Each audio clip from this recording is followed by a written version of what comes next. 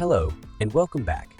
Today, we're journeying back to the 80s with the innovative Argus 3D stereo camera, a device that brought a new dimension to photography by using two lenses to create a 3D effect, much like our own eyes do.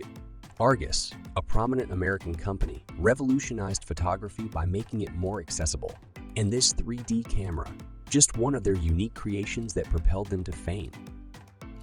Although this model has seen better days with its mirror marked by fungus and delicate enough to scratch during cleaning, it's still a remarkable piece of history to test out.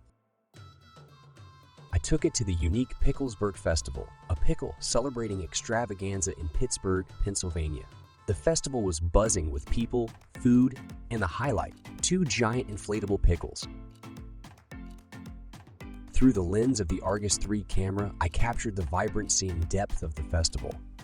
Now, viewing these stereo photos isn't like viewing regular photos. It takes a technique called free viewing.